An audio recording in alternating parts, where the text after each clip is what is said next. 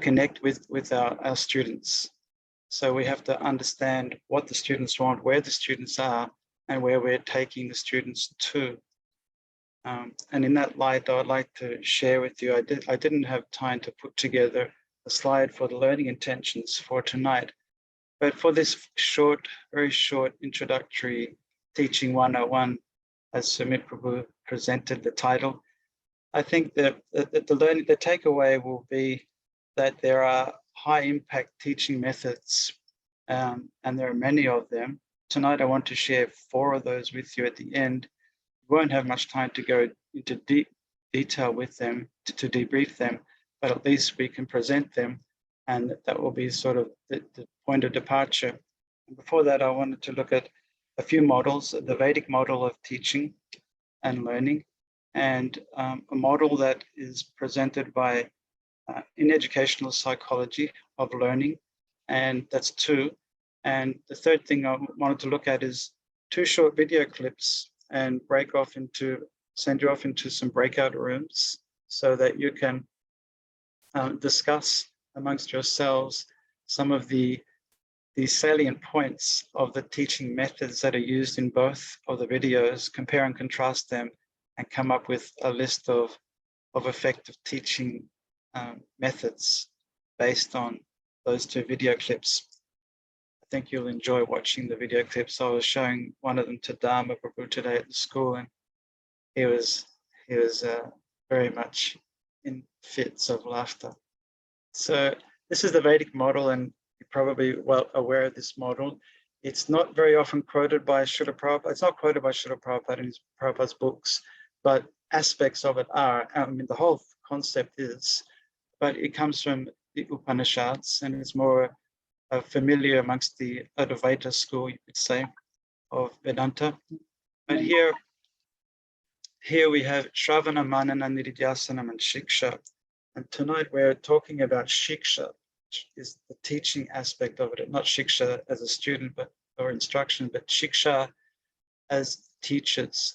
And the first thing in receiving knowledge in the model is Shravanam, knowledge which comes through the senses, not just through the ear, but knowledge which comes in any way, shape, or form that we receive from any way.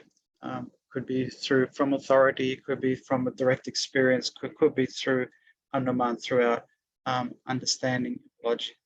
The next one is Manina, and in Manina, we're really contemplative stage.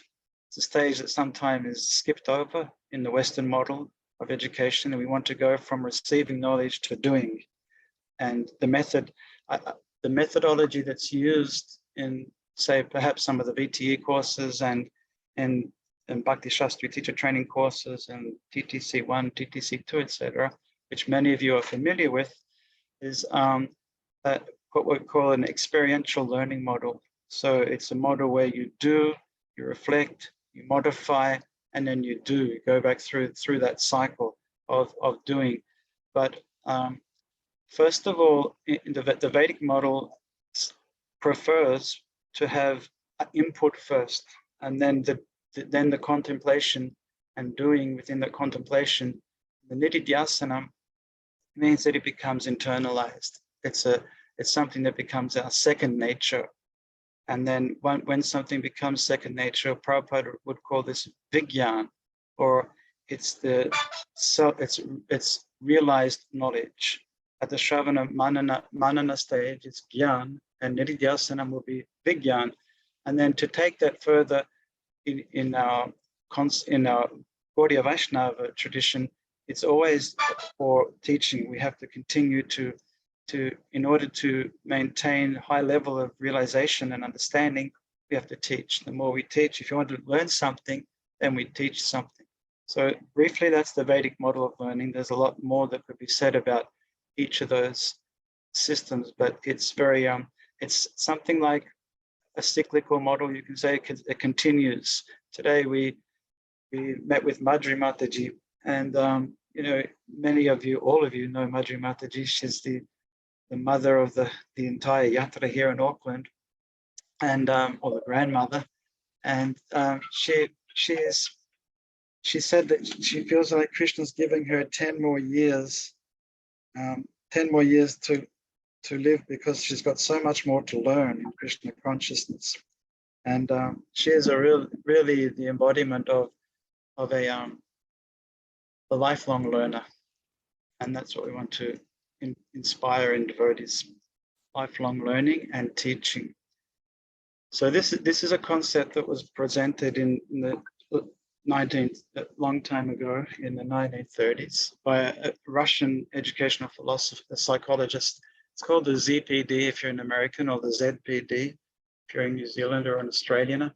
It's a zone of proximal development, and where we want to be is in our teaching is we don't want to keep our students here in what they can do, because if they stay here in what they can do, they're not learning anything. They've already learned that. So we want to put them into the stretch zone here. And this stretch zone, depending on how much input we have and how much understanding and how much tuned in we are to the needs of our learners, we'll be able to inspire them and take them to higher levels of understanding.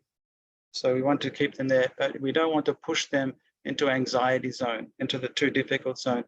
When we're in the too difficult zone, then we shut down, and we don't want to learn that. Whatever it is, you can think of so many experiences, learning experiences where it's been too difficult, we shut down and we don't want to go back to it.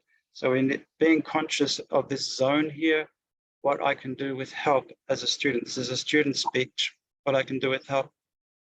Sorry about all these notifications, I should have got them turned off.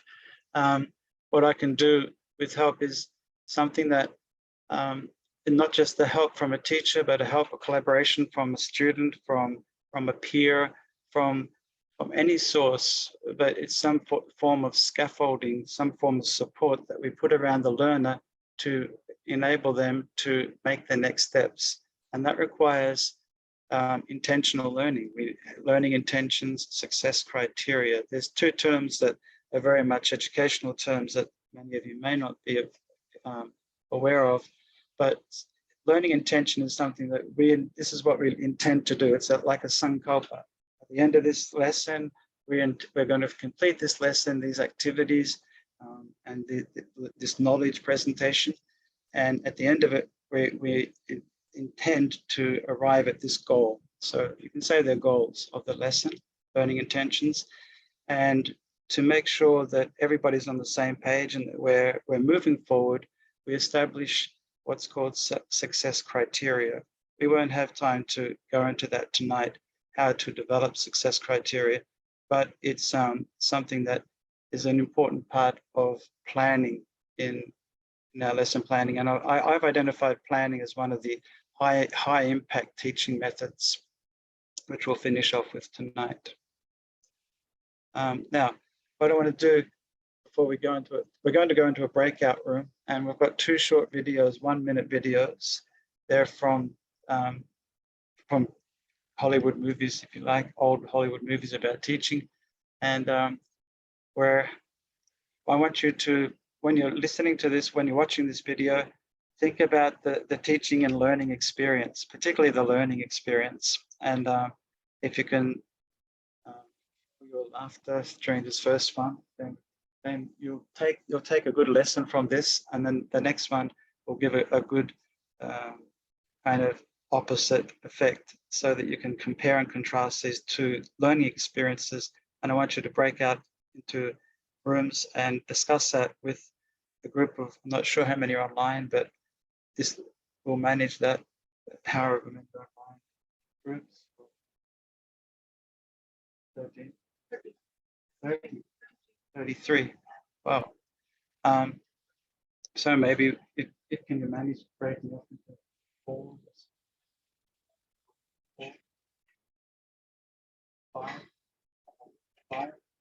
5, 6 groups also.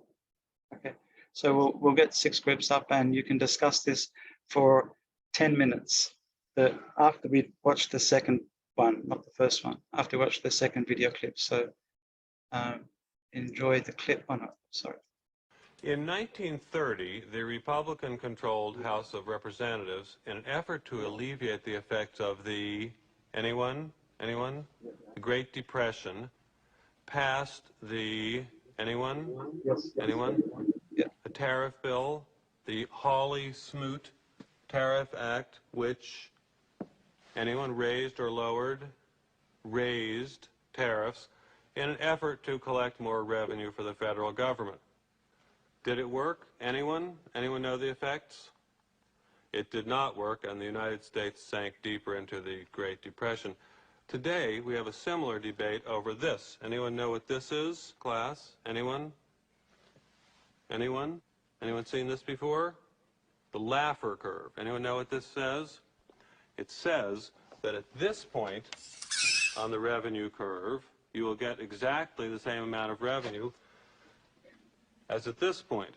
This is very controversial. Does anyone know what Vice President Bush called this in 1980? Anyone? Something DOO economics. Voodoo economics.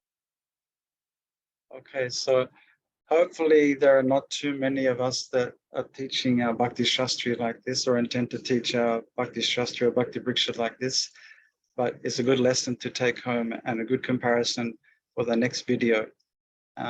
That comes from a movie called Ferris Bueller's Day Off or something, a trash teenage Hollywood movie from years ago. Not recommended, but a great learning experience for teacher training courses. The next one is completely different teaching experience and learning experience. And I want you to try to focus in on what the differences are between the two presentations. And we'll debrief that a little when we come back from our breakout groups. So now we're going to go to share. I couldn't embed this into the presentation, so we're going out to full screen. We're in YouTube land now. As the tension. So we're just setting up the sharing the screen. It's not that one. It's, yeah. Okay, here we go. Mounts throughout the free world. The ladies have jumped off to a surprising 15-0 lead over the boys. Now, next question. Bonus question for 20 points. What is the origin of our civil rights? The Magna Carta. No, Tom, no. Ellen, take it. English common law. English common law, 20-point bonus. The boys lose 10 points. You ring the bell, you don't know the answer, it's a 10-point loss. All right, the Magna Carta. It was a document guaranteeing rights, but the rights of whom? Stacy. The aristocracy. The aristocracy, 10-point bonus for the girls. The aristocracy vis-a-vis the king. The people got their rights from the Commonwealth. The Commonwealth. Hence, come on, who knows? I know. Anthony. Commonwealth? Commonwealth. 10-point bonus for the boys. All right, that's good. But guys, watch out. The girls have a 45-0 lead over you. You're not doing too well. Okay, next two. Come on, let's go quickly. All right, here we go. Bonus question. 10 points. Define the word imbrue. Aha, I'll spell it for you. I-M-B-R-U-E. Imbrue. Mr. Clark, could your class do without you for a minute or two? Surely. Kids, take your seats, quickly. Come on, quickly. Take out your pencils, write this down. Imbrue. To taint, to stain.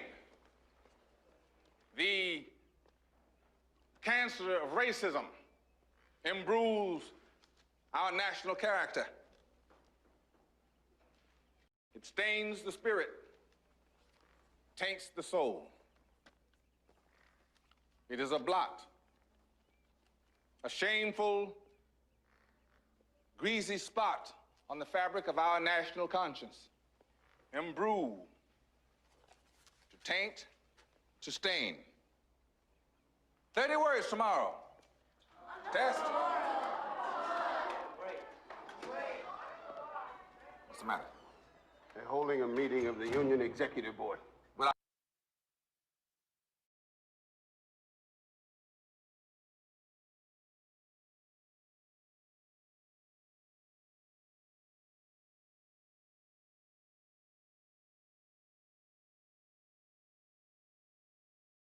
So Sri Krishna Buddha is organizing some breakout rooms, and what we want to do there is to try to identify effective teaching methods that were coming and not effective teaching methods.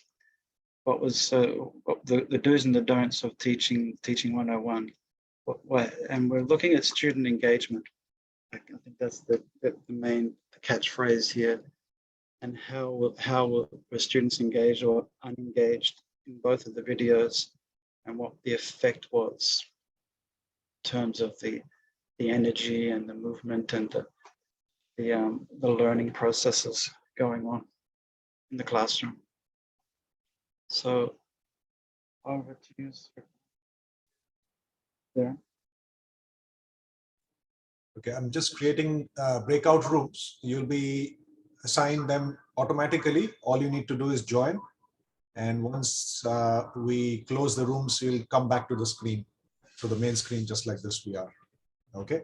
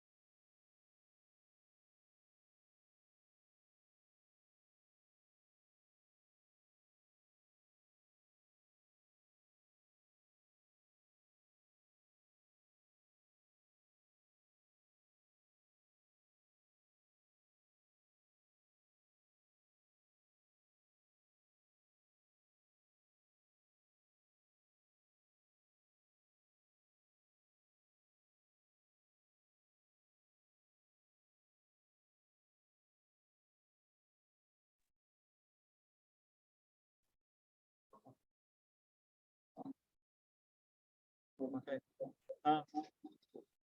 What we should do.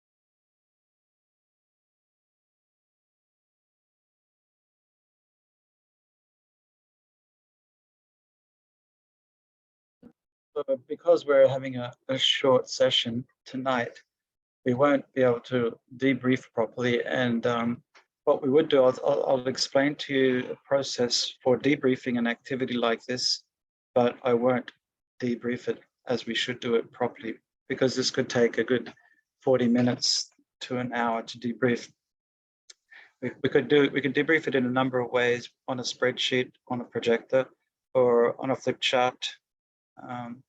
They're the kind of two go-to approaches for debriefing, depending on the technology that you have in your classroom or in your home.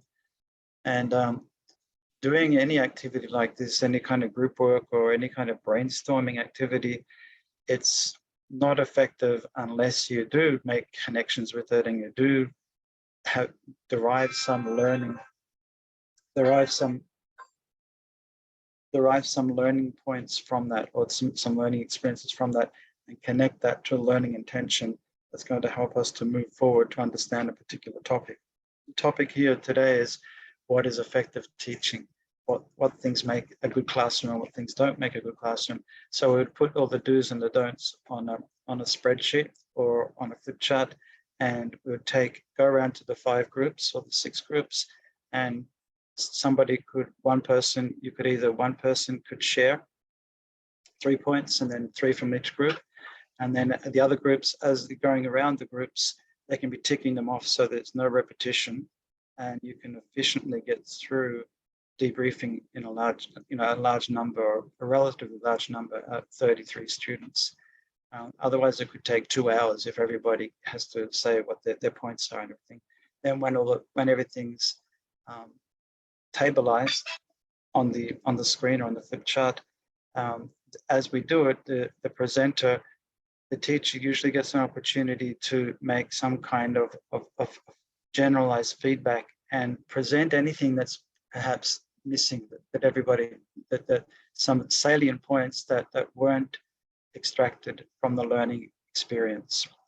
We had the opportunity to visit a few of the breakout rooms, which was very interesting to hear what the general mood of the conversation was and the questions that were coming up.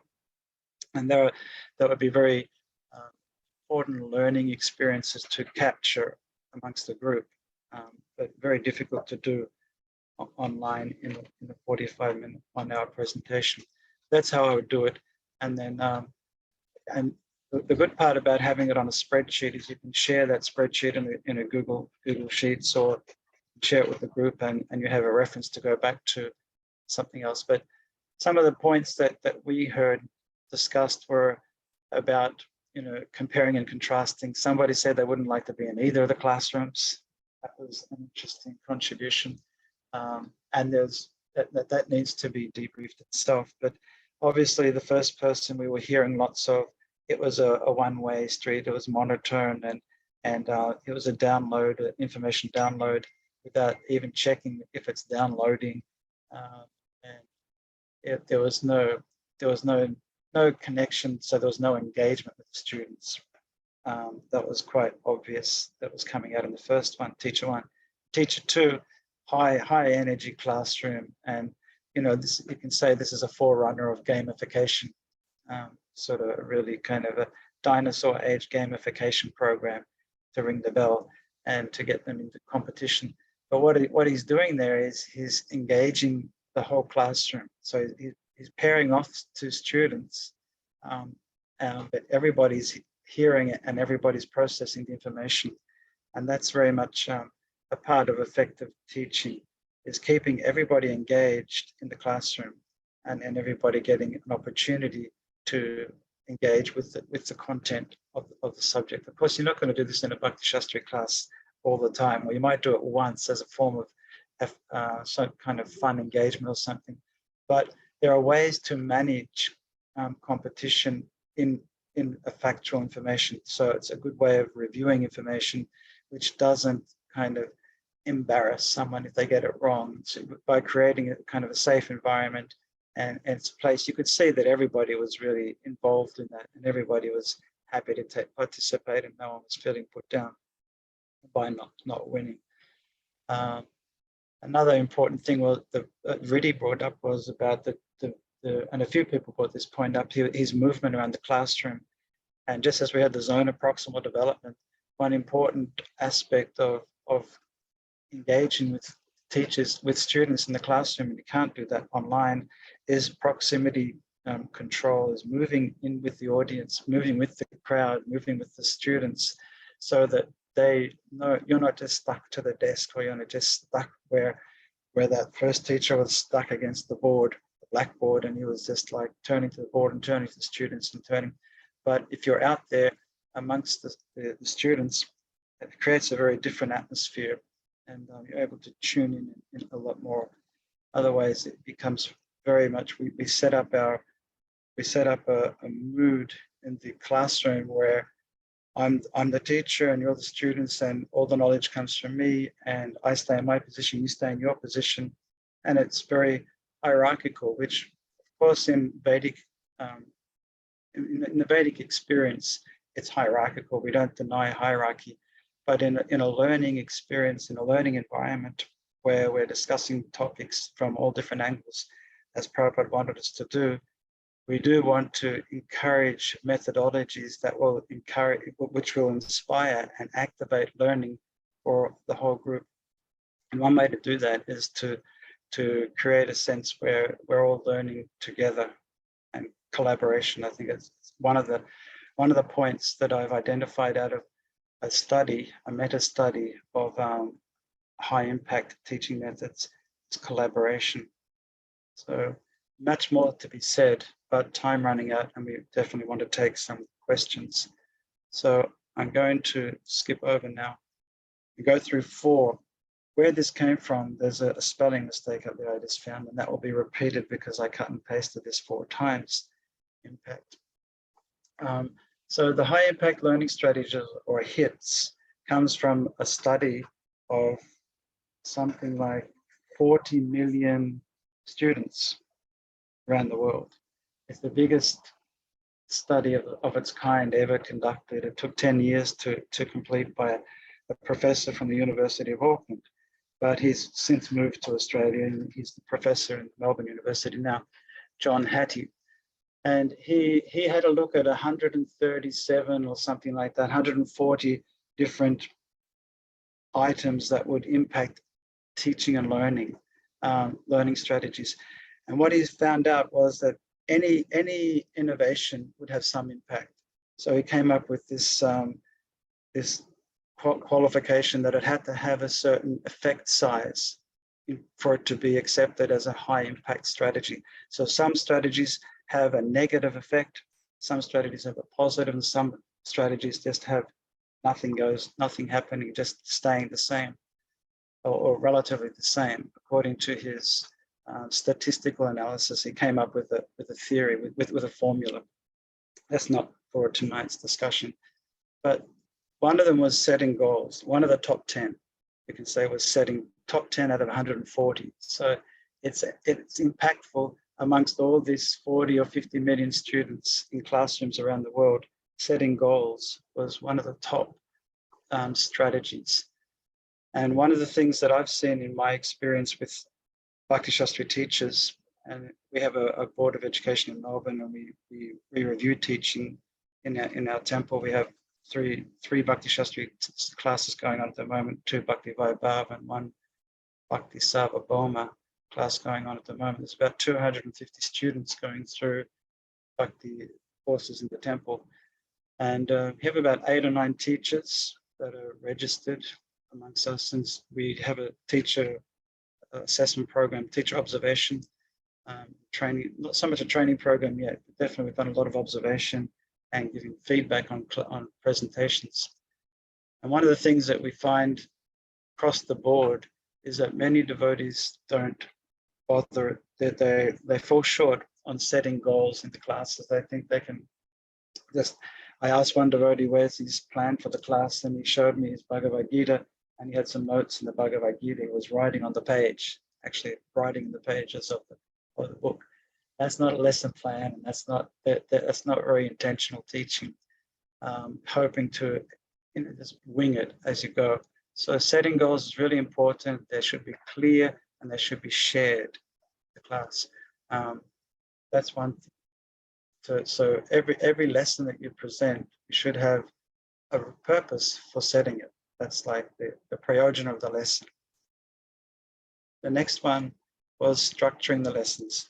I chose these two because they're the least, from our observation, they were the least attended, they were the least implemented by teachers in Melbourne and in other places where I've observed.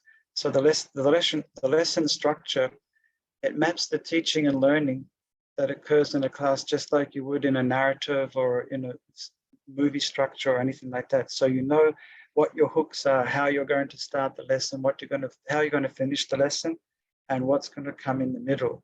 That's important, like in presenting a speech or writing a narrative or writing a movie script. You have to know what your scenes are and what are the transitions. So in any lesson planning, structured lesson will have that, how you're going to engage at the beginning of the lesson, what you're going to do at the end of the lesson, and what's happening in between, and how you're going to make those transitions as smoothly as possible. Third one is collaborative learning. I already referred to collaborative learning. It's small group work. Group work doesn't mean collaborative work. And just by putting people into breakout rooms or putting people into groups doesn't mean they're collaborating in the group. They could just be in the group and have their video off and cook in the kitchen or something like that. Collaborative learning means when everybody's taking responsibility and participating in the learning task. A lot more to be said about that, but that's one of the top 140, you can say, collaborative learning. And therefore, it's a very big part of the VTE and the Bhakti Shastri teacher training course. And questioning.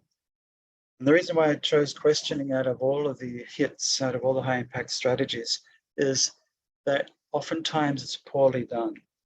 Oftentimes we just ask a million questions like our teacher number 1, anyone, and just move on. And there's no purpose for asking the question. It's just hot air coming out and not intending to understand or connect with the learners to see where they're at, or to gather any sorts of formative assessment or to do any diagnostic or anything. It's just questions that are just pitched and then keep going and pitch another question, keep going. Or another way is asking a question and only asking, you have a classroom of 30 and just keep asking the same 3 people every time because you know they'll give a response. So we have to work out ways of questioning, and it's one of those tools in the toolkit of a teacher that we need to continually be conscious of and refining how to ask questions. We call fat questions and skinny questions.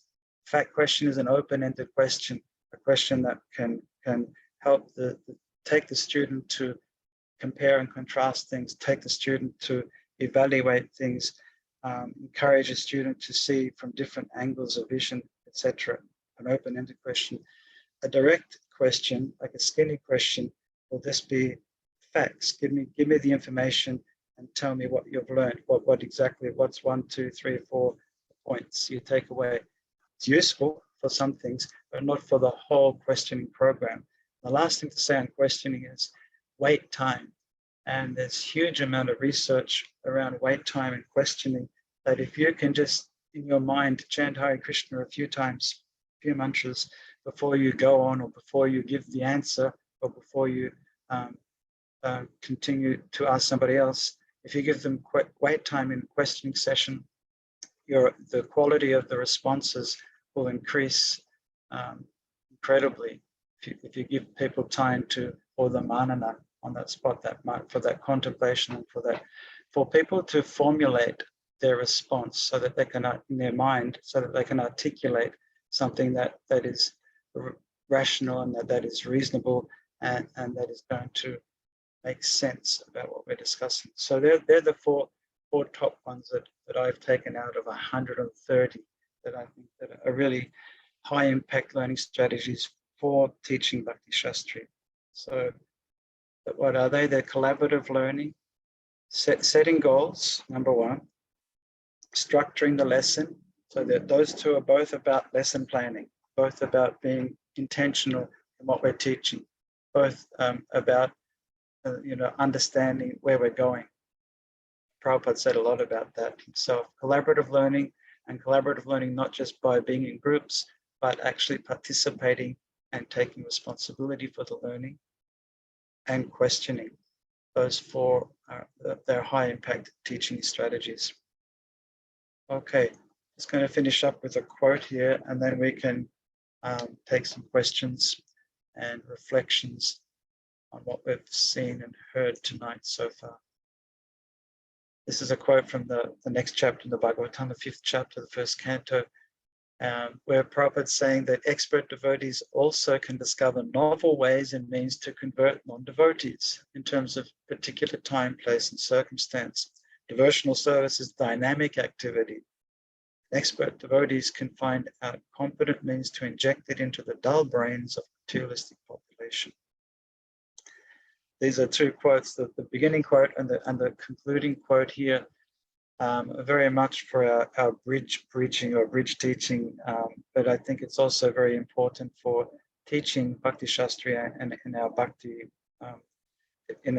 Vriksha groups, etc. is understanding who we're teaching.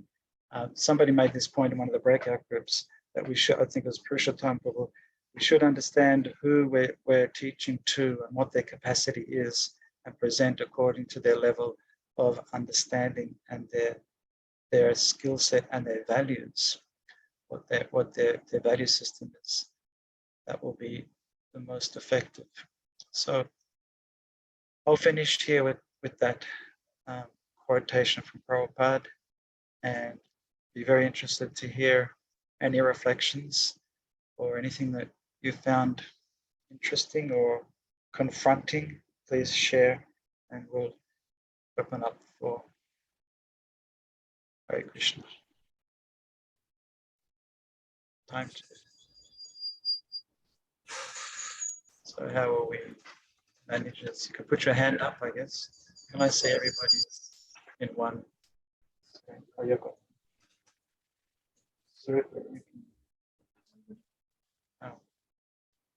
So Hare Krishna, can I request you to, one member from each of the breakout rooms, you can decide whoever wants to speak, just raise your hand and one by one you can share the reflections.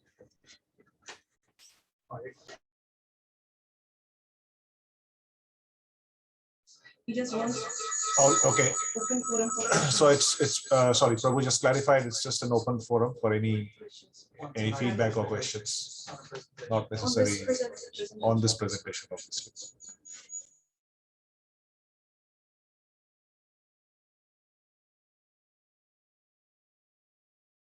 You've got Parjanya Prabhu. Hare Krishna Prabhuji.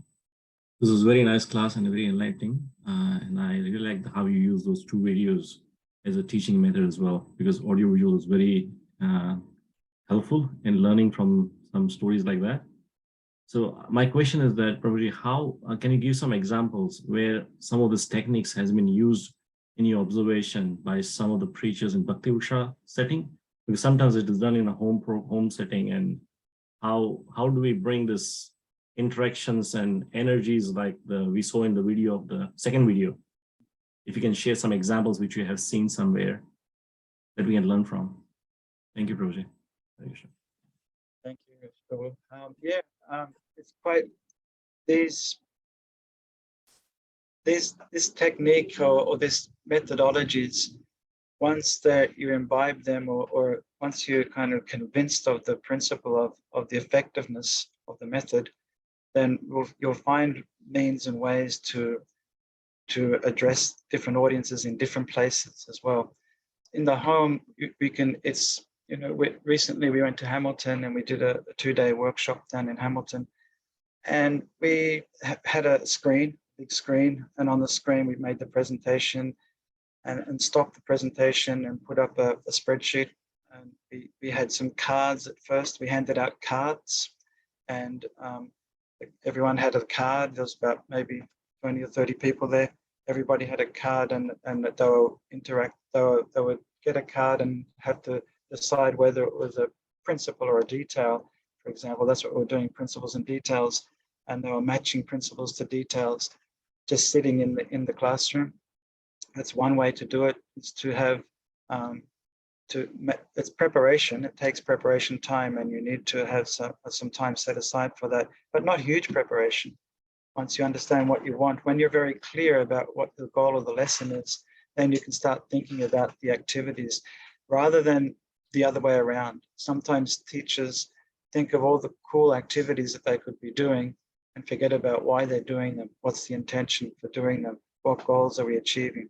But rather start with the intention. That's why we say it's important to start with the intention, set those learning intentions and structure the lesson. And then within that structure, you can come up with so many different creative ways of achieving the goals. And it's like Prabhupada said, it's dynamic. Devotional service is dynamic activity. So there's unlimited ways that we could achieve that. Another way is in a group, you can do a buddy partner, whoever you're sitting next to, 1 minute breakout and tell them what they enjoyed about a lecture that they just heard from Prabhupada, or what they're reading at the moment, some icebreaker at the start of the session, to create kind of a nice mood of connectedness and some form of in community. There's a program where everybody shares called Community of Inquiry, where everybody, you'll give everyone a chance to speak something about a reflection on a particular shared experience or a shared topic or a shared lesson. So there are many ways to do that, and that you don't have to have desks and flip charts and so many things. They help, but they're not. Of course, you're in the home situation. I would recommend having a projector, or recommend having a good size screen and a good connection, and being able to move, have your remote mouse so you can be anywhere in the room and flick through it, and get away from the screen and get up and be out there and interact and debrief. There's so many ways to achieve learning intentions. That's a couple of ideas. Thank you very much, Prabhuji. It was very helpful. Thank you. Hare Krishna, Prabhuji. Hare Krishna.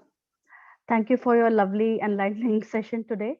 I just have a small question, how to, I need some tips, how to engage people who are listening online, especially when it comes to your family members. Yes, Prabhu, what did you say? I said I need some tips also on how to engage people who are listening online.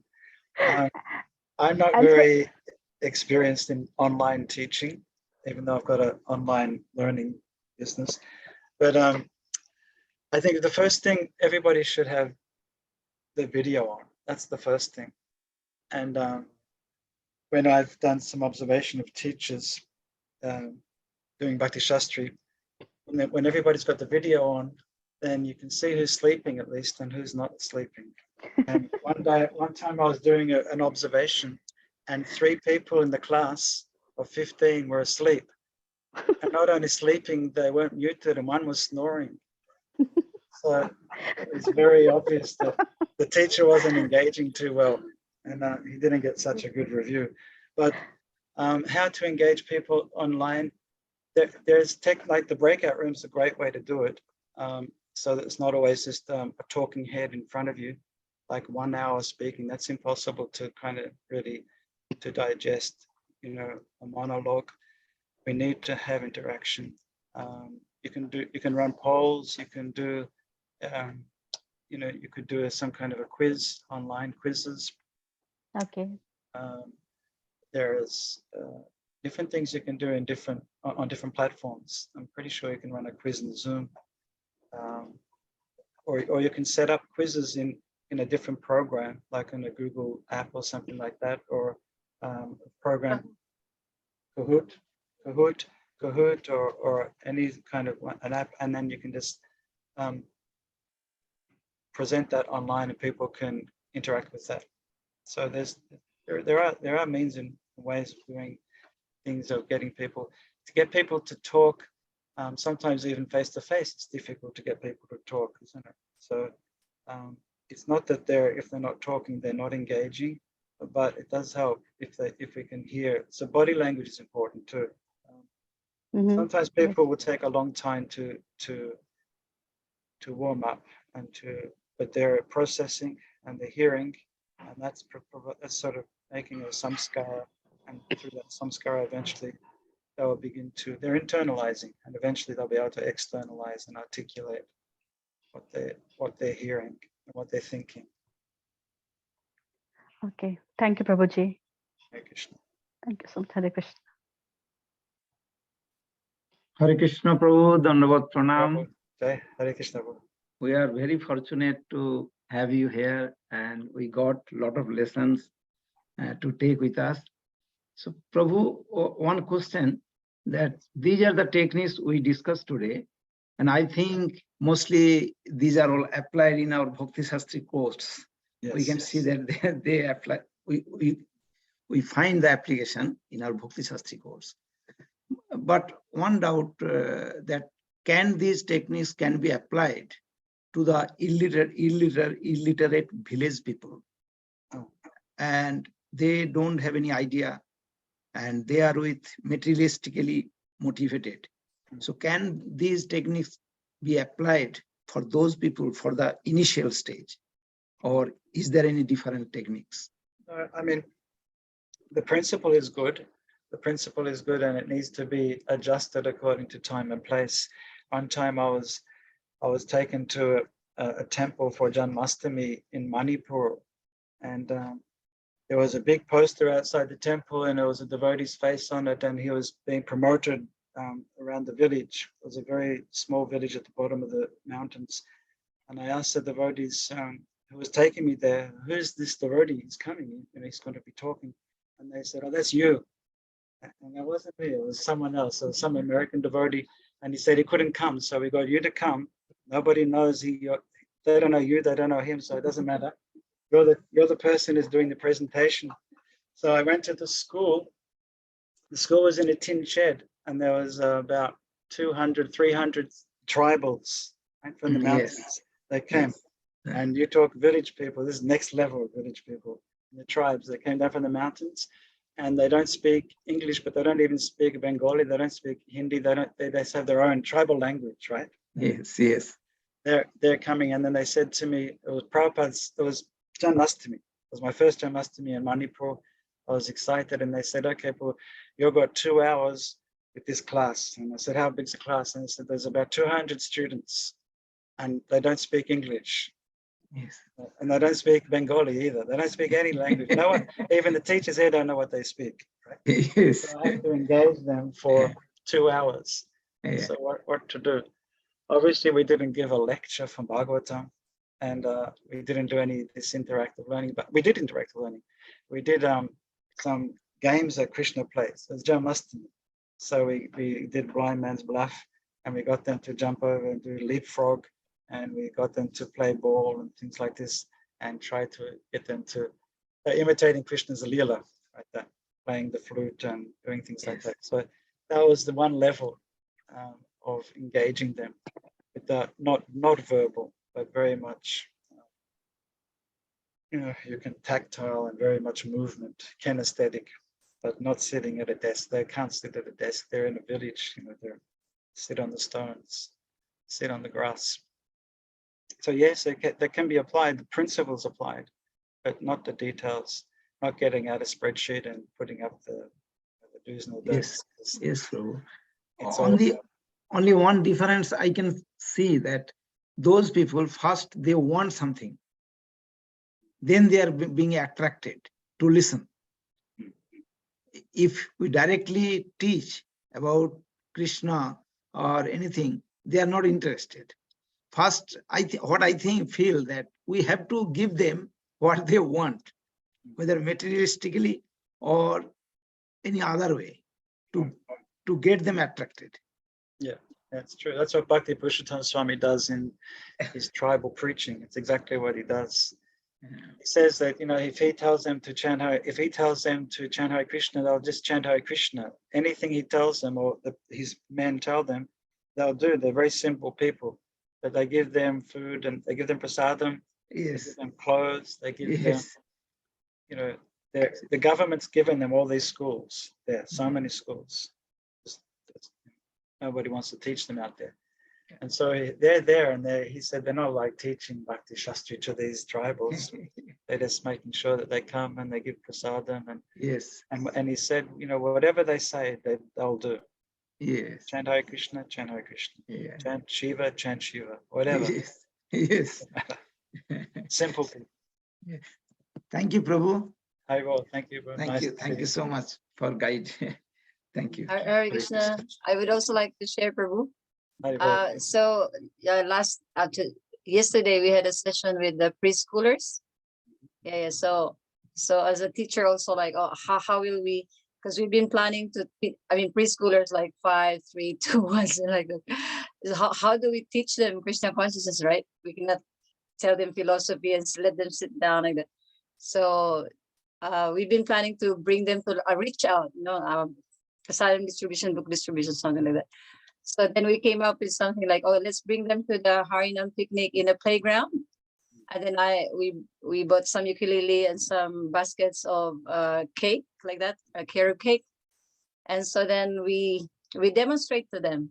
So we dramatize, just among ourselves, we dramatize that, we will be distributing this prasadam to the people, and some of the parents were acting like the people will be passing by the road like that. And each child, we give a piece of cake, which is wrapped in a tissue paper. And then we say, there's one person who's, passing by, and maybe he's hungry, like that.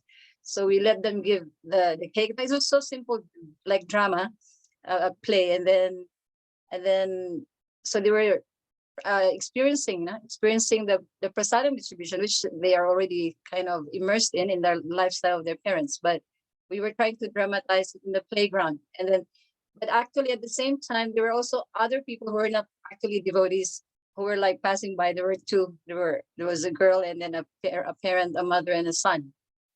So another devotee, Madhurya Mita, she was actually preaching to them like that. So demonstrating what we want the children to learn by example. So I think that's the thing with simple people like children, or we just have to directly demonstrate, like, we honor prasadam, and this is what we actually want to achieve.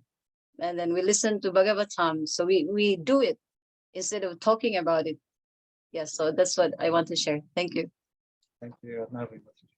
You've got a lot of experience in that area, and by music too. Ratnavali Mataji is an expert musician, and music is such a good medium for connecting with the soul, connecting with anybody, a young soul or an old soul or anybody in between.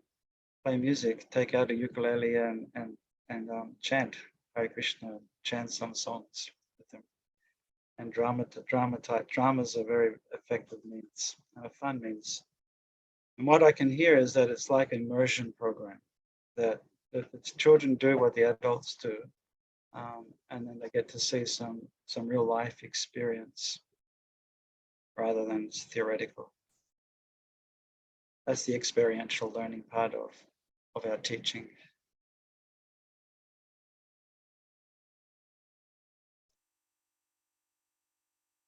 Yeah, Kadam Prabhu, you're on mute. Hare Krishna, Prabhu. Done for now. So I just wanted to share your experience, and you had the two different types of teaching methods, the two videos. So sometimes I could relate to myself in the first video. And so I was just thinking, 'cause sometimes it's in a person's nature to be like the teacher in the second video, and it comes very naturally to many people. But for those who don't have that kind of nature, do you think it's something that can be trained, or? That's a very good question. It's and sometimes when we do teacher training programs in schools, one of the problems is you get an expert into the school and they do this amazing presentation, they go away and nobody can emulate what they did because it's, you know, they've just got this experience and they've got this kind of way about themselves, and we can't do that. So we're just left feeling, you know, instead of empowered, feeling disempowered because we don't feel like we've got the same skill set or the same capacities. But yeah, it can be learned, and there are different types of people, and not everybody is a high energy.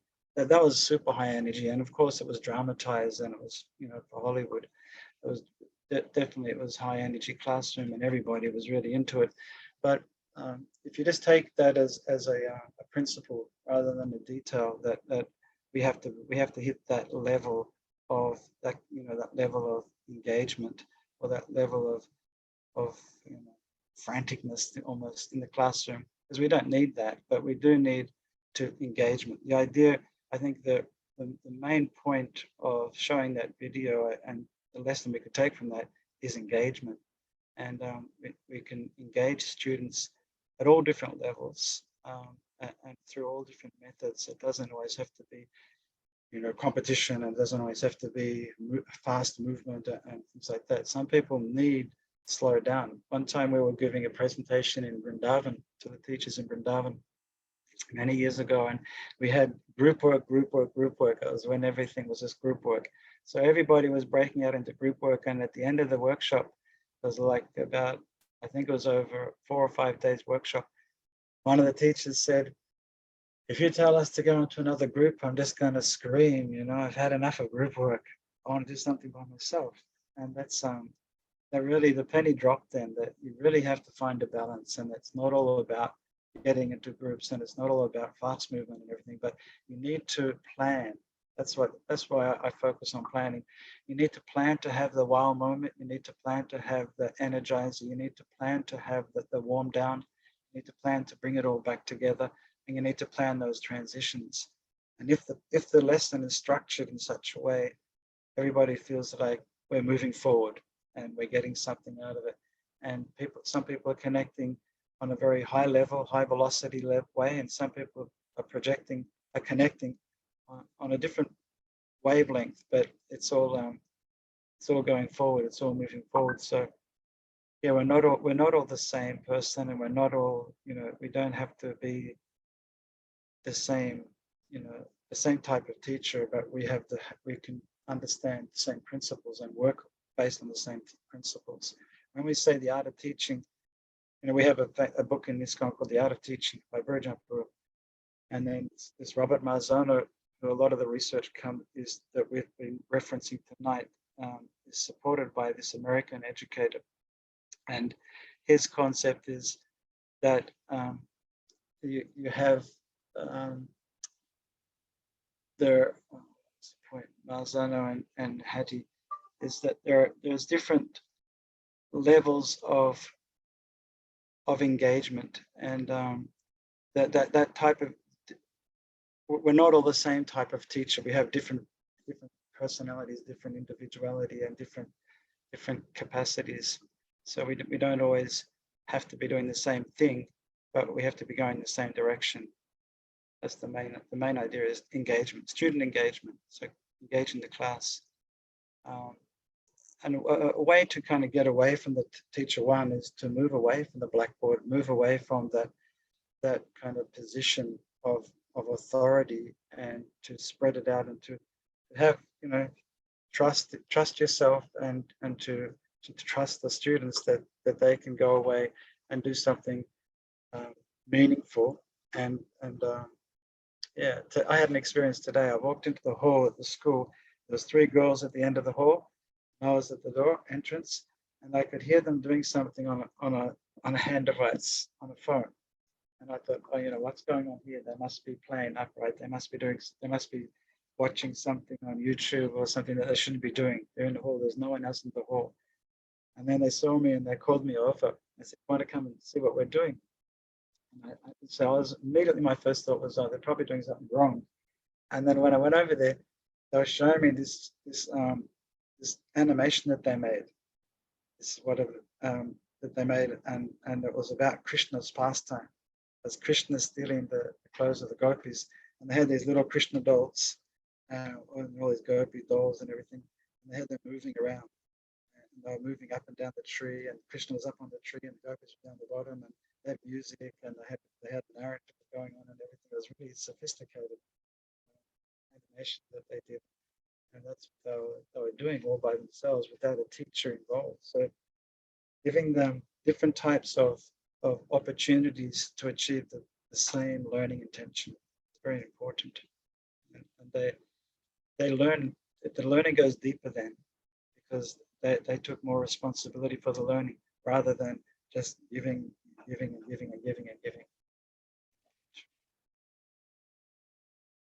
Not sure if that clarifies it. I was a bit, but yeah, it's not a one sort of, it's not a cookie cutter program, Krishna consciousness. It's very individualized, and there's many ways of being a teacher, or many ways of being a guru, or many ways of being a disciple. Thank you, Prabhu. Hare Krishna.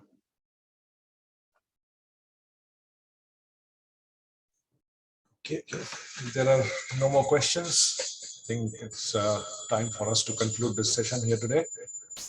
On behalf of all the assembled devotees, I would like to take this opportunity again to thank His Grace Prana Prabhu from the bottom of our hearts for giving us this wonderful session. I'm sure these tips Prabhu has given would help us in some way or the other. And we hope and pray Prabhu is able to give us some more sessions even when he's out of Auckland. And we hope he comes back again and does a face-to-face session, which is more comfortable with in future. So thank you very much, Prana Prabhu, on behalf of all the Auckland devotees here. I'd like to really extend our gratitude for today's session. And I also like to thank Kadam Kanan Prabhu and Shama Mataji for putting this event together at such a short notice. And a special thanks to all of you for attending at a very, very short notice. Thank you very much once again. Srila Prabhupada ki jai. 140 Vaishnava Vrinda ki jai. Gaur Premanande. Hare Hare Bol. Hare Krishna. Okay, Okay, so